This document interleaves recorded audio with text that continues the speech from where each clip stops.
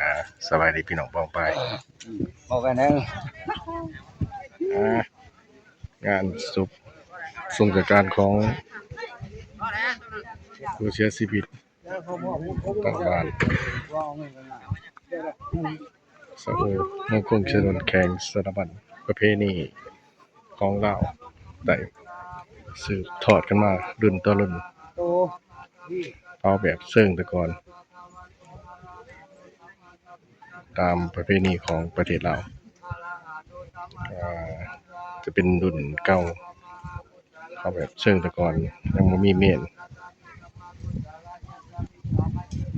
ตามประเพณีรุ่นต่อรุ่น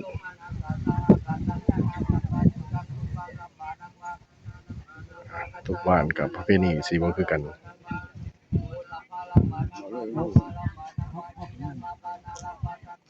ประเพณีมาแต่หลายต่อหลายมันอะไรบูรตานแต่ว่าหน้าตาเนี่ยเขาก็ เกิด ปู มา เนาะ สวดป้าสวดบ้าน นี่นะนี่หน้าตาเนี่ยเขาปูเลย เวลาบวช เขาปูนะ แม่ขาวนี่สิเอิ้นมาบวชจูง ปูแล้วก็เก็บ จูงศพมาถึงปีประสาท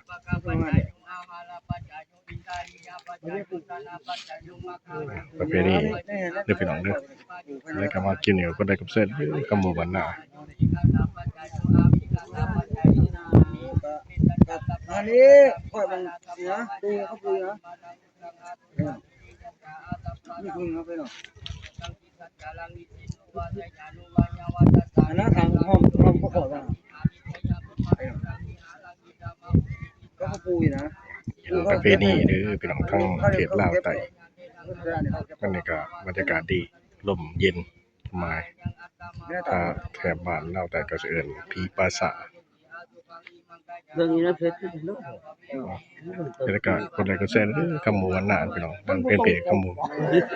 ท้องอินคลิปนี้ก็พอสำหรับพี่น้องเข้ามาสบายดี